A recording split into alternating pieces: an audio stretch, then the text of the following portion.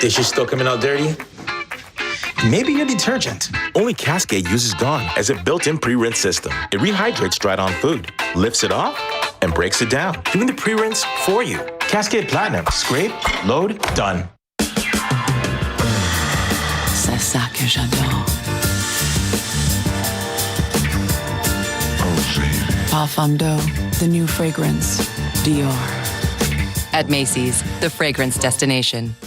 Hey, before we go, make sure you tune into Revolt Times' Michelle Obama, the cross-generational conversation, airing tomorrow night on the Revolt Network. Yeah, it's really good. Kelly Rowland, Tina Knowles, Lawson, her, Angie Martinez, and Winnie Harlow all joined the former First Lady for an unforgettable heart-to-heart. Yeah, and we have an exclusive clip of an emotional Kelly Rowland recalling the time she brought her eldest son, Titan, to the White House for the very first time. Ooh. Happening now. At the very first press conference from the fire department after Friday's massive explosion, they showed us this before and after picture. Coming up tonight, we'll make sure you get all the updated information. And with inflation slightly cooling off, how is that affecting what you're buying this holiday season? We take a look at the numbers and see how it's affecting Texas. The cold front has arrived. Get ready for some noticeable changes. I'll be back to let you know how cool it's going to be in the days ahead in just a bit. The news at 5 starts right now. A loaded gun found in the backpack of an 8-year-old at school is now under investigation. This happening at Rose Garden Elementary School right around noontime. The school's principal made parents and staff aware of the situation in a letter today. Yeah, according to the principal, just before noon, a student reported to a teacher that a classmate showed them the handgun during lunch. That teacher was able to find the student and take the gun that was wrapped in a piece of clothing along with 2 knives. Schertz police were called to the scene right away. In a letter to the parents, the principal wrote, quote, "This is a very scary situation. We are thankful that nothing tragic happened," end quote. Schertz police, by the way, investigating, trying to determine if there was a threat towards students or staff. Meanwhile, over at Holmes High School, an early dismissal for students sparked by an unrelated situation with San Antonio police. Right now, we are still waiting to hear from police about that incident. But we do know it was enough for Holmes to be placed on a lockdown as a precaution. People did confirm there was no threat to or at the school. The lockdown lifted around 3:30 this afternoon, and students are being dismissed from school 1 building at a time. A spokesperson for Northside ISD says classes will be back on schedule tomorrow. Finally, some but not all of the answers offered since Friday's explosion on the southeast side that killed 4 people. 2 people have been identified so far, 36-year-old Robert Huron Jr. and 28-year-old Ashley Ottoby. The 2 other victims we know are men ages 57 and 61. Let's go straight to Courtney Friedman, who was at the first briefing since this explosion. So many rumors, so much speculation, and at least we now know a few things have been ruled out. Yeah, that's right. The biggest takeaway for me was the explanation of what this was not. They did rule out the cause being either a drug lab or an explosive device. As we just showed you before the show started, Chief Charles Hood showed us before and after pictures of the explosion site. He explained the underground concrete structure was a 4,000 square foot home that belonged to the property owner, who also owns K-Bar Construction. We learned 2 victims were found inside the home and 2 were found outside the home. Evidence from the blast was found up to 150 yards away, showing the power of that explosion. It was absolutely unsettling as far as the devastation that we witnessed. As far as first responders, you don't see things like this type of explosion inside of a building like this. Now, we learned that there were other people living on that 75-acre property in trailers. They did report smelling gas sometime before the explosion. CPS Energy has confirmed they do not service that property. We interviewed a woman yesterday who told us she is still not being allowed back on the property until insurance checks out her RV. Now, investigators believe they have found all of the victims at the scene, and they're wrapping up their investigation at that scene either today or early tomorrow. But that does not mean the investigation into the cause is over. There is still a lot of work to do, and that's what they told us today. For now, we're live at Public Safety Headquarters downtown. Courtney Friedman, KSAT 12 News. Thank you, Courtney. Emotional testimony from a sheriff's deputy who lost his 2-year partner in a confrontation with a man waving a gun. Today, we learned why the Bexar County K-9 Chucky was not wearing a protective vest. The handler who cared and watched over Chucky told jurors what happened at the scene after a chase with Matthew Morelos.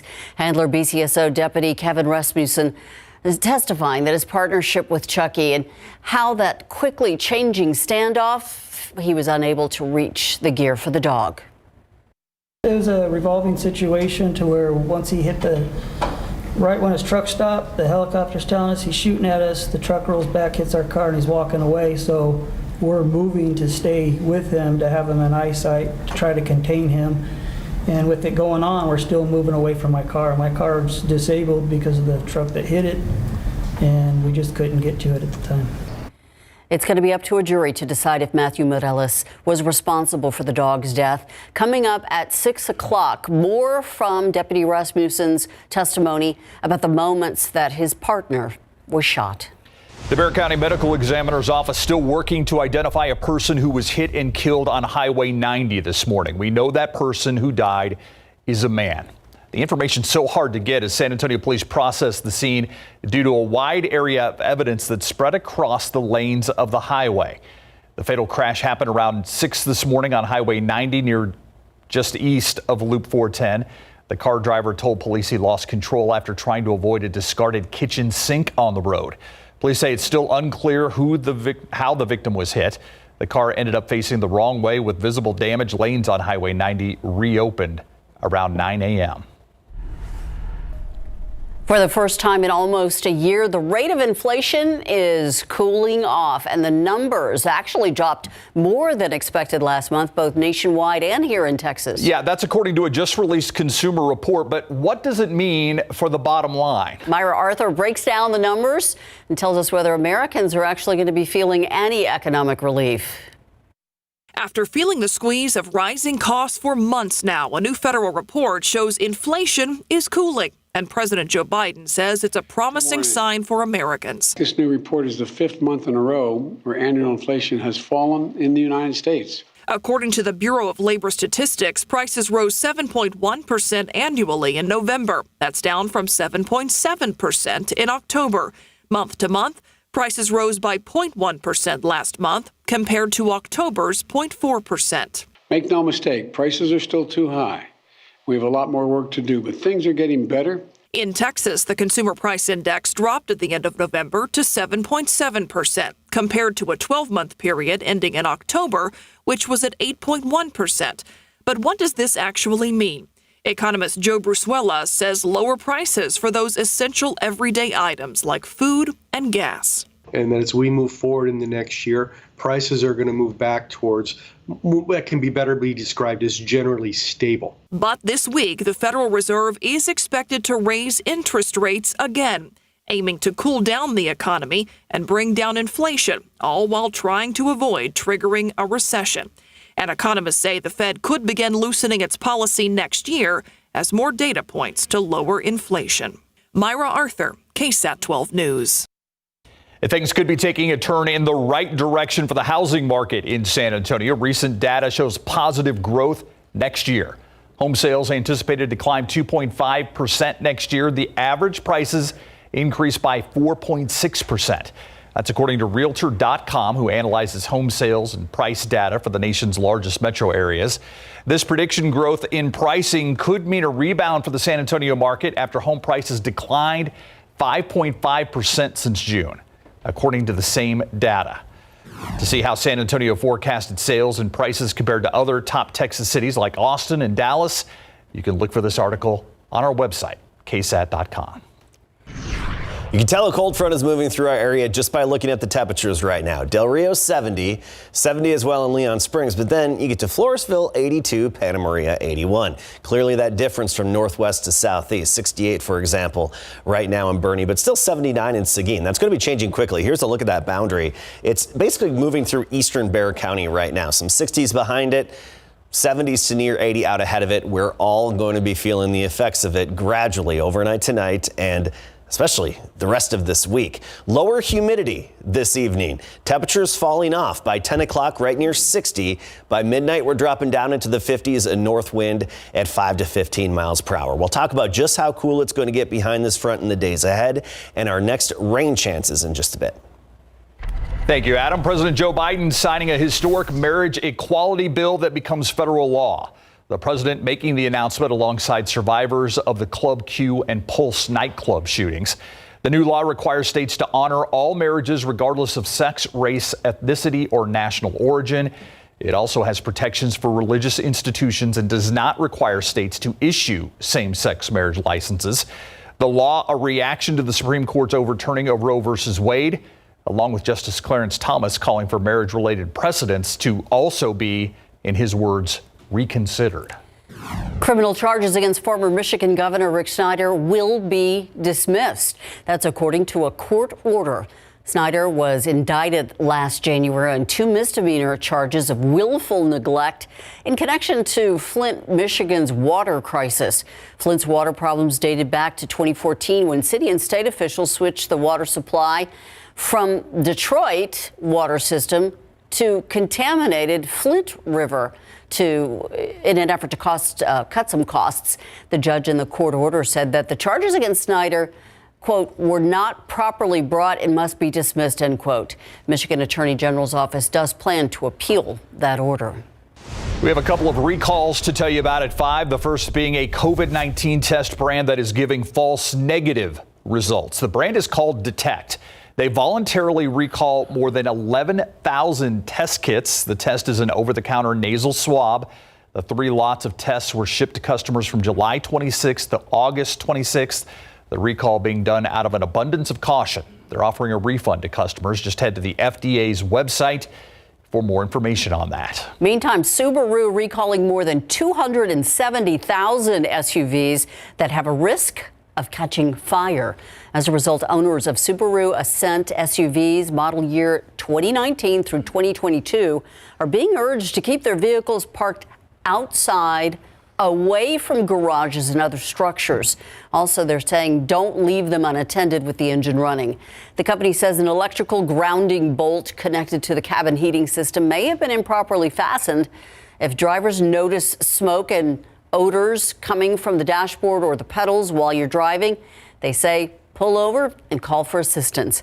Vehicle owners will be notified within the next 60 days on how to get your car fixed at no charge. If you haven't finished Christmas shopping, don't worry. Still 12 days left. Next, see the large range of gift options for the teen or young adult in your life. Looking at TransGuide traffic right now. Here we are at I-35, or the I-37 at Hackberry. You can see that the exit lane there is slow going, but the rest of the traffic's moved along pretty steadily.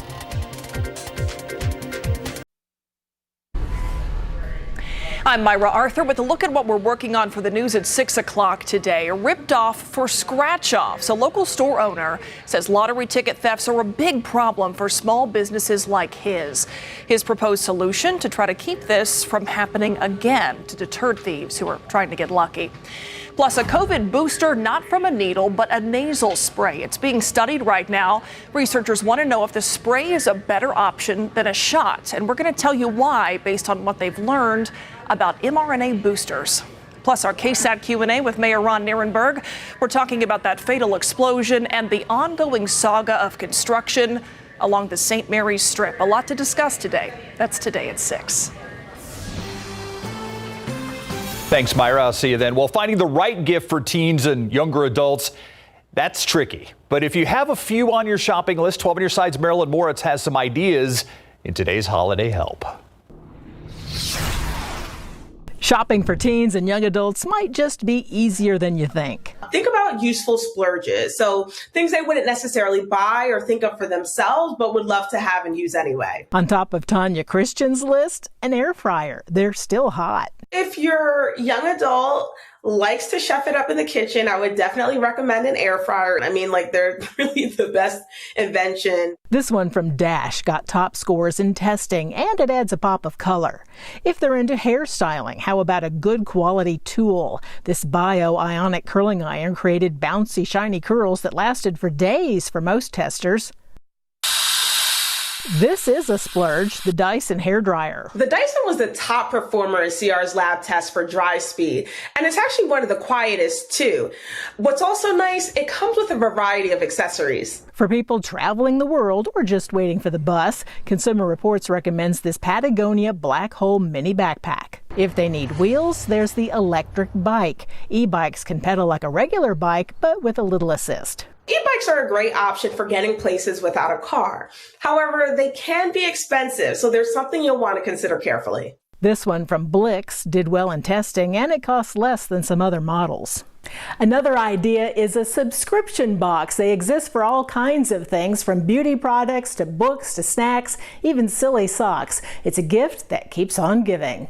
Marilyn Moritz, KSAT 12 News. Some good thoughts there. I'm still stumped. Well, some of those were not socks. cheap. Some of those were expensive ideas. All right, it's 71 degrees out there. The cold front has technically come through. When will we start to feel it, Adam Cassidy? You know, you're going to quickly feel the drop in the humidity, the drop in the dew points here just momentarily, if you haven't already felt it by now. And let's talk about our weather headlines and what's to come. So upper 30s by Thursday morning. Tomorrow morning, not as cold, but by Thursday morning, we're talking upper 30s, so jacket weather for sure in the mornings to come. We're going to get into a trend here with well below average temperatures, which are here to stay for quite some time, and a little bit of light rain periodically. Let's get to all of it, starting with what you can expect tomorrow morning at 7 a.m., likely low to mid 50s. Okay, so noticeably cooler than what we've had lately, but still above average for this time of year. The average low, of course, being 43. So we'll be about 10 degrees above average in and around San Antonio tomorrow morning. As I mentioned, that all changes by Thursday. Tomorrow's high temperatures back in the 60s, and that's close to average for this time of year, but still a little above average. The cooler air is going to take its time to really settle in. So take a look at our high temperature trend. 67 tomorrow and Thursday. By Friday, we're at 62. A reinforcing shot of cool air and, of course, low clouds keeping us cool. Saturday, 50 degrees. That's the warmest we'll get on Saturday, is right around 50. Sunday and Monday, our high temperatures are in the mid 50s for highs. And you may have seen online and on social media some indications of what's going to come our way closer to Christmas, especially Christmas Eve is when we could really see it settle in. And what we're expecting is the below average temperatures to really stick around. This is a Climate Prediction Center long-term trend here. And most of the lower 48 here is going to have below average to well below average temperatures likely in the days leading up to and through Christmas. And of course, that includes us here, South Central Texas, the whole state. Of course, the specifics of exactly how cold, it's too early to tell. However, I'm pretty confident we're going to have our first freeze by the end of next week and as we approach Christmas. And Christmas is looking much cooler than average around here. Okay, we talked about the dew points. They're going to continue to fall off. Notice how in the hill country we've got dewies in the 40s and even some 30s. Well, that drier air is slowly working its way to the southeast. So our dew point is 64 in San Antonio. Is going to change pretty quickly here. And dew points 70 along the coastal plain. Those will be dropping as well. Let's talk about our overall pattern. A few little sprinkles out there earlier today. And you know what? A little bit of energy is going to move overhead tonight. That could kickstart a few extremely light showers again overnight tonight through about sunrise tomorrow. But the main activity that has been up in the DFW area, that's where they had tornadic thunderstorms earlier today. And now the severe weather threat is heading into parts of far east Texas and especially Louisiana, Arkansas. And you just look at the scope of this system. You see the big counterclockwise swirl with it, snow on the cold side of it. This upper level low means business. It's a potent system. And remember, these upper level systems are directly correlated to our temperature trends. And notice how this upper level low hangs around all the way through the end of the week and into the weekend, and then we'll likely see a few reinforcing shots of that upper level energy to maintain our cooler conditions. And as I showed you before, likely even in the few days leading up to and through Christmas. As for rain chances, at 20% tonight, some sprinkles. Saturday at 30%. And then again, next Monday, we're at about 30%. So nothing significant in terms of rain or really any type of precipitation, even with that colder air. 53 in the morning at 7 a.m. By noon, we'll be at 63 degrees, 67 the high temperature tomorrow afternoon. We'll have the low clouds in the morning, but that's going to change to sunshine pretty quickly, I think. And then Thursday morning, 38 to start the day, along with Friday. So mornings noticeably cooler and only near 50 for a high by Saturday. Hello, colder weather. Yeah, that's winter. Yeah. South Texas For winter. us. Yeah. All right. So the Spurs win last night. It was a mixture of great defense and luck. Well, and a fight to the finish as well, because they were up by 19 points. That was going down to just 1 point, and that's exactly what they won by. We'll show you how they did it last night. And we're with the Roadrunners in Orlando as they continue their bowl preparations coming up. Our San Antonio Spurs has expanded their win streak to 3 straight games by knocking out one of the top 3 teams in the Eastern Conference, the Cleveland Cavaliers, last night. The Spurs had an unbelievable second quarter. Josh Richardson will help the Spurs out to a 10-point lead with a 3 from the wing. Then Jeremy Sohan, in his first game back, after missing the last 5 with a quad contusion, finds Keldon Johnson for the basket and the foul. Part of a 16-0 run, 65-49 lead at halftime. The Spurs would expand on that lead in the third quarter when Zach Collins finds Keldon for the straightaway 3. The lead is now 18. Josh Richardson with the 3 from way behind the arc, plus the foul, and the Spurs have their biggest lead of the night at that time, 19. They would need all of that to win, because the Cavs come back outscoring the Spurs 33-20 in the fourth. Donovan Mitchell cuts the Spurs lead down to 2 with this basket with under a minute to play. Now, if the Trey Jones miss on the other end, the Cavs have a chance to win the game, but Mitchell's shot off the fast break is blocked by Keldon. The ball winds up to Darius Garland, who misses the 3-pointer. Mitchell gets the rebound, but Keldon is in again to force a turnover to Devin Vassell, and the Spurs hold on for the win, 112-111.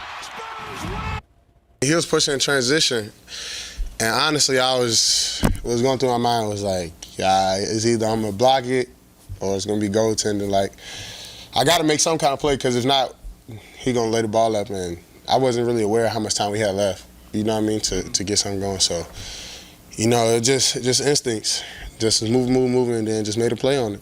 They always tell us make a play, so I made a play and we won the game. He looks exhausted still, right? 7 p.m. tip time tomorrow night for the Portland Trail Blazers visit. The UTSA Roadrunners continue their preparations for the Duluth Training Cure Bowl in Orlando, Florida. Head coach Jeff Traylor making the trip with the team, even though he announced on social media that his father had passed away early on Monday morning. Did he entertain any thoughts of not coaching this game? Yeah. Dr. Compos asked me as soon as she saw me, was I okay? And I wasn't sure. And I know my father. He would not want us to come home. He would feel terrible. My baby brother still lives back in East Texas. He's flying up Thursday. All right, a very sad day for all of us as well in sports. Former Texas Tech and Mississippi State head coach Mike Leach has passed away just 1 day after suffering a massive heart attack at his home in Starksville on Sunday. Mike was more than just a football coach. He taught his players, even those of us in the media, life lessons, and for that we will always be grateful. Mike Leach leaves us at the age of 61. I can tell you most of the conversations I've ever had with that man was nothing about football. It was about life. He's just a great teacher. He was, but he was also a great, look at what he did at Tech. Absolutely. At Washington State, at Mississippi State. Yeah. Great offensive mind. Quite a legacy. Mm-hmm. Big legacy. We'll be right back. Thanks so much for watching the News at 5 with us. World News is up next. We'll see you back here at 6.